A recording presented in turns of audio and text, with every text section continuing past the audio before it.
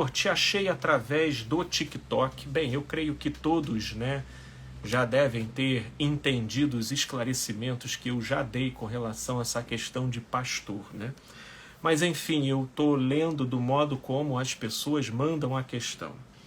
Pastor, te achei através do TikTok e desde então acompanho seus vídeos, pois é de uma explicação profunda e sem religiosidade. Se puder me ajudar, pode até fazer um vídeo para divulgar, pois acredito que muitas pessoas passam por isso. Sem dúvidas, sem dúvidas. Inclusive, essa é a razão de a gente estar criando vídeos públicos para que aquilo que é a questão de um possa ajudar na elaboração da questão de muitos outros. E aí vem a questão dela. Sou casada há 11 anos. Tenho uma filha desse companheiro. Já vivemos muitas coisas boas, mas o casamento está marcado com agressão, humilhações, e acredito até que o meu marido tem um pouco da personalidade narcisista. Ele é ofensivo com as palavras e raivoso, ao ponto de agredir se eu tentar me defender. Fora as traições. Quando ele se diz arrependido, pede ajuda. Eu perdoo e tento ajudar. Já tentei levá-lo à igreja para ele se conectar com o amor de Deus, mas ele sempre cria uma desculpa. Sem tempo, está cansado ou já bebeu demais, que é a maioria das vezes porque ele também bebe muito. E daí em diante volta a fazer tudo de novo. Quando eu decido separar porque eu já estou doente emocionalmente, me sinto culpada em estar desistindo.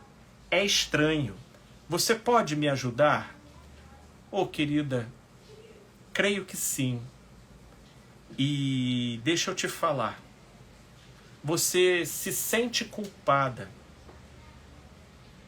por sentir que está desistindo, algo que você mesma reputa como estranho, tendo em vista que estamos falando de uma ruptura com um cenário tóxico e prejudicial. No entanto, você assim se sente porque você já adoeceu, como você mesma relata aqui. Você está doente daquilo que você insiste em dar murro em ponta de faca. Inclusive, esse é o ponto que eu gostaria aqui de esclarecer. No que diz respeito à alma, uma vez exposto num cenário prejudicial e tóxico, você vai ter durante um tempo dispositivos nela acionando o alarme de perigo, o alarme defensivo, para te despertar na direção de uma atitude para providências serem tomadas, ou para resolver, ou para se afastar. Só que naquilo em que esses alarmes estejam sendo sistematicamente ignorados e suprimidos, com o tempo eles já não acionam mais. E, por mais estranho que isso pareça, a pessoa começa a ficar moldada pelo ambiente tóxico onde ela se encontra. E como que isso acontece? Conscientemente, ela continua constatando os malefícios, os prejuízos e as maldades. Mas inconscientemente, relativa ao panorama neuropsicológico, que é o âmbito das emoções, dos sentimentos e dos impulsos, cuja origem é de natureza indireta e involuntária na gente, essa dimensão aí ela vai sendo moldada no elemento tóxico. Sim, de modo a você criar sentimentos de menos-valia, de autodepreciação, de baixa autoestima, que começam a criar uma melhor compatibilização com aquele meio adoecido. De modo que sair daquele medo produz estranheza no sujeito, produz estranheza na pessoa. Porque pelo modo como ela ficou moldada com aquele cenário, nossa, se instalou nela inúmeros gatilhos sentimentais, gatilhos associativos, e que começam a produzir nela não só pensamentos, mas sensações que perfazem o molde que foi construído durante aquela relação prejudicial. E aí é uma pessoa que, se não entra em depressão justamente depois que sai do cativeiro da opressão, são pessoas que entram numa outra relação tão tóxica quanto. Porque, embora conscientemente ela ainda saiba distinguir o que é bom do que é ruim, a sua sensação já está distorcida. Sua percepção sensorial, ela está distorcida e ela não consegue enxergar. Tem um segundo ponto aqui que possivelmente pode estar presente no modo como leva você a se sentir culpada de estar desistindo dessa relação que já mostrou sinais sobejos de ser algo prejudicial e tóxico para você. Essa culpa que você diz sentir e que inclusive você considera estranho, ela pode ser também a denúncia de uma crença. Existe aí a operação de uma crença essencial, abraçada na maneira como você foi criada, nos vínculos e nos ambientes aos quais você frequentou, e que plantou em você uma convicção de que o seu papel enquanto humana, enquanto mulher na sociedade, é ter que estar com um homem até o fim, porque mulher sem marido é uma mulher incompleta, infeliz, mal amada. Logo, a mulher virtuosa é aquela que aguenta todas as agruras e opressões calada. Então essa é a idealização da mulher sábia, da mulher virtuosa, que come o pão que o diabo amassou para que o marido tenha carta branca para perpetrar todas as diabolices dele. E aí, quanto mais diabólico ele for, e mais essa mulher suportar, mais virtuosa ela se torna em relação a essas crenças e em relação a um determinado segmento da sociedade, principalmente um segmento religioso, né? Inclusive, em determinados meios, parece haver até uma configuração de status social entre as mulheres e que conversam cada qual os cenários mais insuportáveis de relacionamento, mas quem de fora poderia pensar que se trata de uma queixa ou de qualquer coisa na direção de um pedido de socorro, não.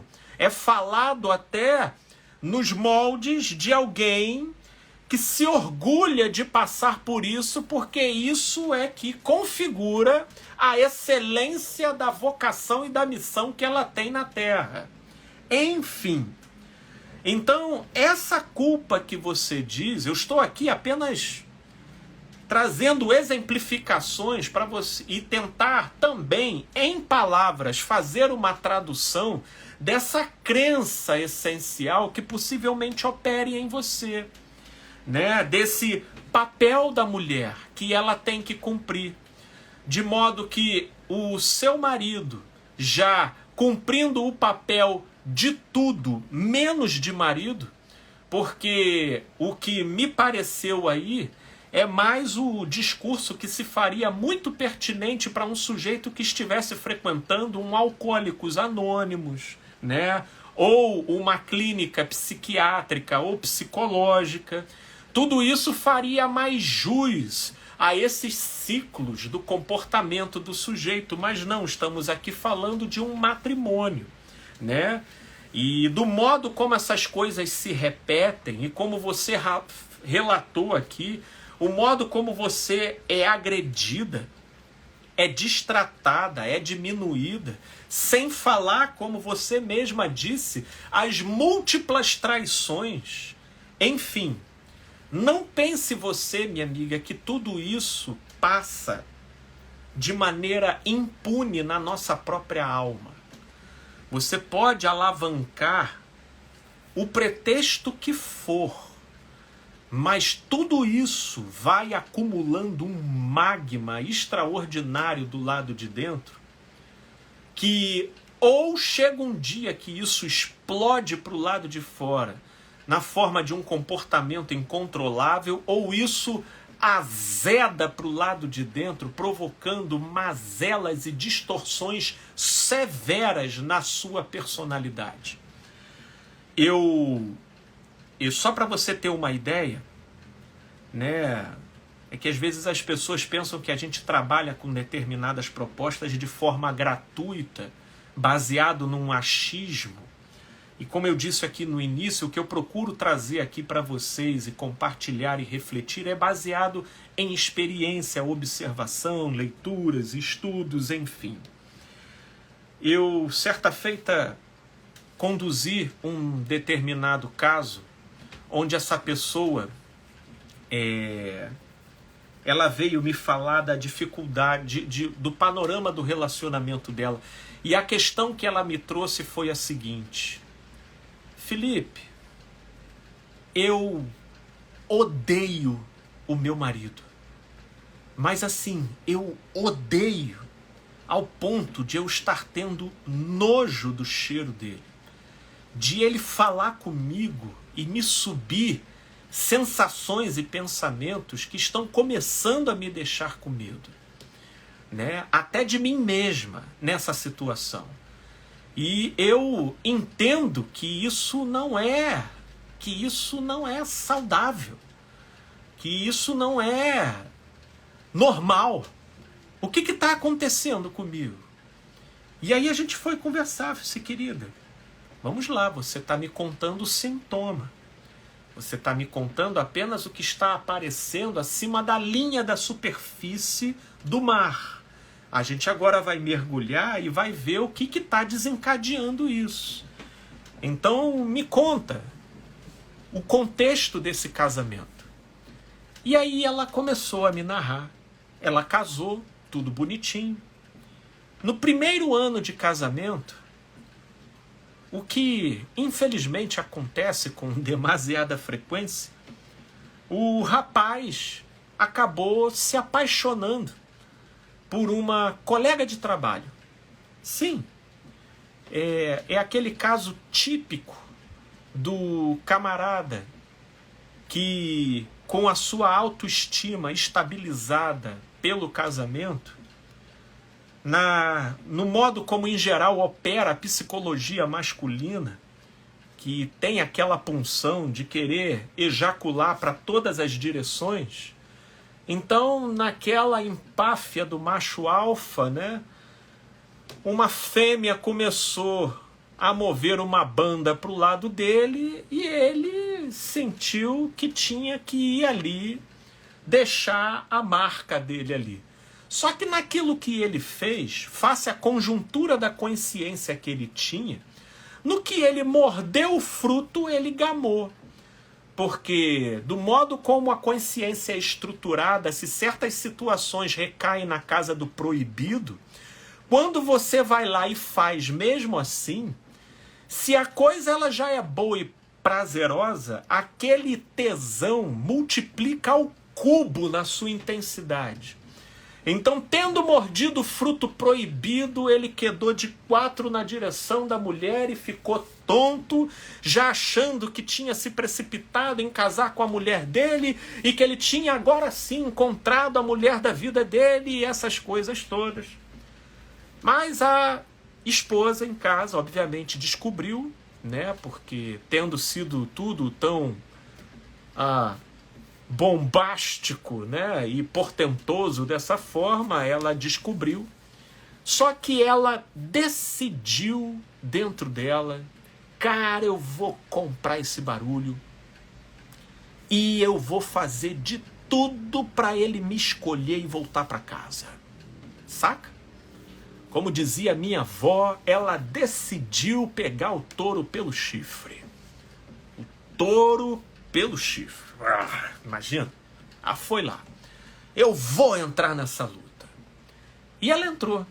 Se ela entrasse na psicoterapia comigo, nessa fase em que o marido mordeu o fruto, estava lá apaixonado, querendo dizer que queria seguir na direção que ele queria seguir, e ela viesse me perguntar o que eu deveria fazer nessa hora, olha, nesse momento eu diria para ela, querida, separa, dá um tempo, deixa ele ir, sai da frente, não interage com isso.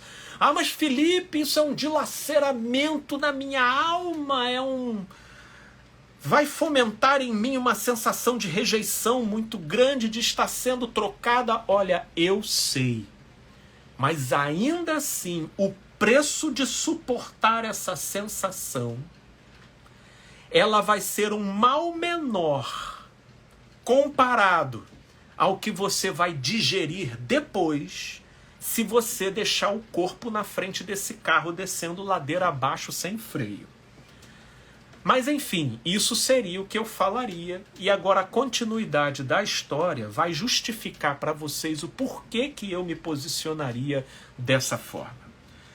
O fato é que, infelizmente, ela não chegou até mim nesse momento da história. Nesse momento da história, o cara, né, treslocou na outra direção, querendo separar, mas como não é uma coisa simples, tem que se ver casa, né? Tem que se ver modos, então ele ficava aqui e acolá, aqui e acolá. E ela resolveu bancar essa reconquista e esse trazer ele de volta. E aí ela...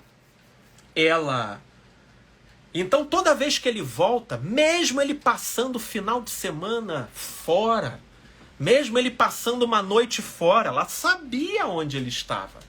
Mas ela se arrumava toda, ficava cheirosa, preparava a janta, tratava ele com toda cordialidade, de maneira gentil, tentando expelir toda a sua feminilidade, né? E ela ia tentando fazer da maneira como era possível. Enfim, psicologicamente falando, aquela paixão, da maneira abrupta como veio, foi embora, o que era previsível, a famosa chuva de verão, diga-se de passagem, tá aqui caindo o mundo aqui na minha área, né? Mas a famosa chuva de verão, né, veio e passou no sujeito. E aí no que passou, aquele feitiço sai dos olhos do sujeito e ele... Fiz M, vou voltar para casa. Aí voltou para casa e a esposa, né, em toda aquela abordagem, né, simpática, amável, bem feminilizada, né, e tudo mais, ele, poxa, você é a mulher da minha vida, obrigado por você ter suportado tudo isso, eu fiz toda uma loucura e tudo. Enfim, resumo da prosa. No final das contas, poderíamos dizer até que essa senhora com quem eu lidei, ela venceu, não é verdade? Ela venceu. Olha que maravilha. O cara voltou. Ela reconquistou o marido dela. A amante não teve o poder de tirá-lo dela. Mas aí, meus amigos, é que entra uma situação que quem trabalha com a alma humana vai me entender com muita facilidade, que é aquilo que eu chamo do efeito rebote da alma. Você quer entender essa dinâmica na nossa alma? Você já esteve na direção de um carro e de repente rola um acidente, ou independente de alguma outra situação conflitante, você está no meio de um assalto e você gerencia aquela situação com uma calma, com uma frieza, com um equilíbrio curioso e extraordinário. Mas assim que a situação passa, assim que tudo se acalma e as situações aliviam, imediatamente a sua perna começa a tremer, começa tudo a balançar, você começa a descompensar, alguns não poucas vezes começam a chorar. O que é isso daí? Isso daí é o efeito rebote do sistema neurofisiológico. Porque você pensa que não, mas para te deixar tranquilo, frio, cauteloso, irracional, naquele momento intenso e caótico, teve que ser injetado muita adrenalina dentro de você. Isso é um recurso defensivo do cérebro. Ele ativa isso, entende? Mas depois que o momento passa e o cérebro desativa, vamos dizer, esse modo defesa, aí tudo começa a descompensar, né? Tem gente que tem vertigem, quase desmaia porque a pressão foi muito grande. Na alma acontece a mesma coisa. No caso dessa mulher da história aqui que eu estou contando, ela fez um teste de apneia com várias reações de rejeição, de raiva, de ódio, sabe? Ela não revidou, ela segurou, ela ia engolindo, ela via o cara chegando com o cheiro da outra, com a marca da outra, e ela sorria, e ela quase que esquizofrenicamente ia lá e preparava uma janta para ele.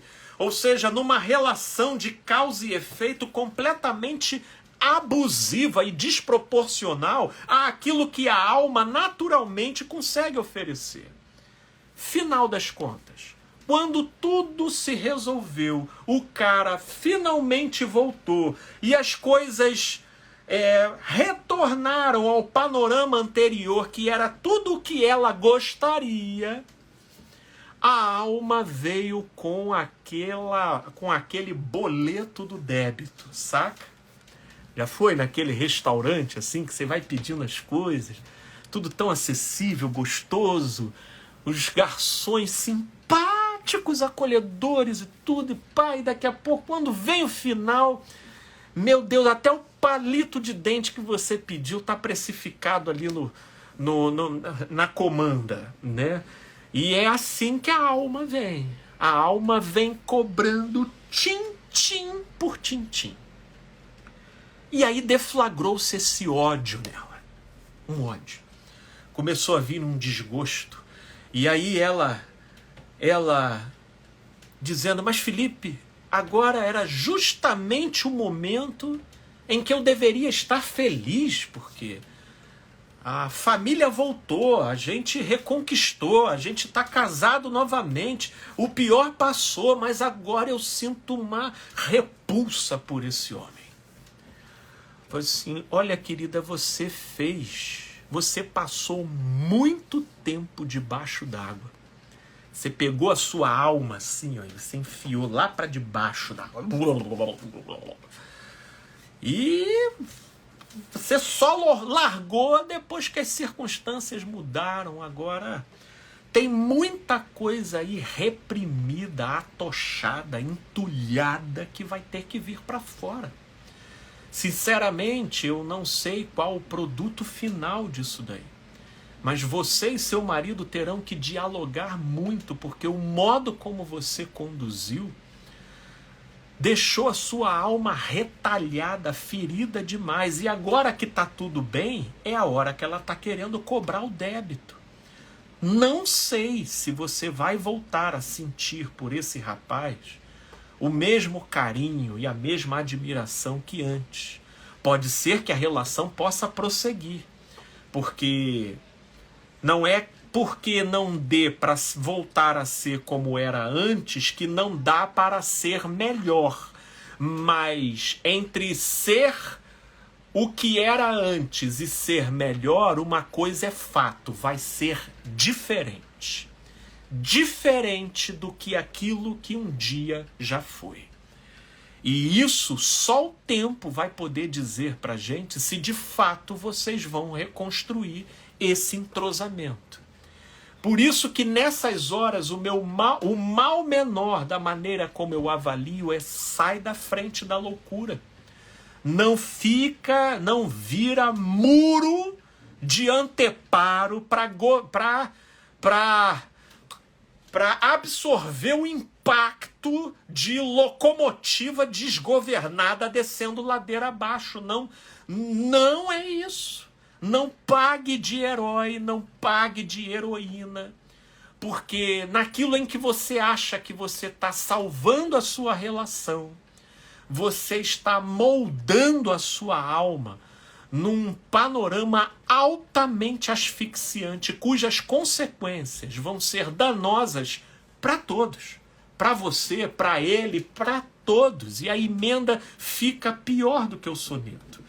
E aí, voltando aqui para a questão da amiga que nós estamos conversando, procure ver, querida, também se essa culpa que você diz sentir não tem a ver com essa crença que você internalizou de uma idealização de mulher que perfaz muito mais aquilo que os outros gostariam que você fosse do que aquilo que de fato você seja. Porque eu particularmente aprendi no meu caminho, minha querida, que a gente não precisa ser nada para ninguém, além daquilo que Deus sabe que nós somos. Repete comigo. Eu não preciso ser nada para ninguém, além daquilo que Deus sabe que eu sou. É isso. E a linha limite de onde se torna plausível a nossa caminhada com o outro é que isso não signifique a minha própria morte, porque não foi para isso que nós fomos chamados. Não é nisso que consiste a nossa vocação. E relação é uma coisa que não se resolve unilateralmente. Ela só se resolve a dois. E se assim não for, não tem nada resolvido. Portanto, minha amiga, o melhor que eu posso te dizer é que nesse cenário, principalmente tão caracterizado por múltiplas repetições, isso diz respeito a um vício muito comum que eu encontro em relacionamentos tóxicos, onde as loucuras de um ficam tremendamente associadas à tolerância do outro. E cada qual dá ensejo para que o ciclo se perpetue interminavelmente. Sendo assim, naquilo em que você acha que, nesse caso, a sua tolerância e a sua permanência são posturas na direção de salvar a relação, eu diria para você, minha amiga, que em boa parte dos casos, a tolerância e a continuidade são justamente os combustíveis do cenário tóxico em que você se encontra. Porque de tanto falar e nunca fazer, você já não é nem levado a sério. De sempre ameaçar e nunca concretizar, terminar, você já não é levado em consideração. Ah não, Felipe, mas quando ele chora, quando ele pede desculpa, quando ele vem se desculpar, nossa, ele chora, ele se desfaz em lágrimas, mas até isso faz parte do script. sabe? Que eu costumo até chamar que isso é a síndrome do alcoólatra. O alcoólatra, no repertório do seu vício, ele tem não só a expressão ali do vício, mas ele tem também um profundo remorso. Então eles rasgam as vestes, jogam pó de cinza na cabeça, mas aquilo não se traduz num arrependimento de fato consistente. Aquilo tudo é só a expressão da fragilidade egóica dele, que denunciam o quanto ele ainda se encontra suscetível ao vício que ele diz estar arrependido e promete nunca mais fazer. Entende? A maneira como ele chora, a maneira como ele te pede desculpa, a maneira como ele se desfaz, o que para um observador sensível, meu Deus, é de rasgar o coração. Mas tudo aquilo ali, principalmente para quem conhece o fenômeno, entende que faz parte do repertório do vício, da dependência. E com isso não estou dizendo para você ser fria, ou ignorar, ou diminuir, ou ofendê-lo na hora que ele estiver fazendo isso. Não é preciso. Só saia da frente. Só saia da frente e dê preferência para fazer isso no momento em que vocês estiverem bem, no momento em que as coisas estiverem estáveis, entendeu? Para que não soe, né, aquele contexto de que você está sendo insensível, fria, porque aí isso vai dialogar com certas crenças que ainda não estão tão bem resolvidas dentro de você, aí você vai se sentir culpado e aí você fica novamente. Então isso tem que ser quando as coisas estão razoáveis. Você vai lá, conversa, corta, sai e, minha amiga, se permite seguir o seu próprio caminho. Se você vai recomeçar ou não é entre você e Deus, mas nessa direção você se permite seguir o seu próprio caminho em paz, deixando que Ele, nos comportamentos dele, nos vícios dele, ele seja a própria sentença dele, mas já não seja um navio a naufragar e que te leve junto. Ok?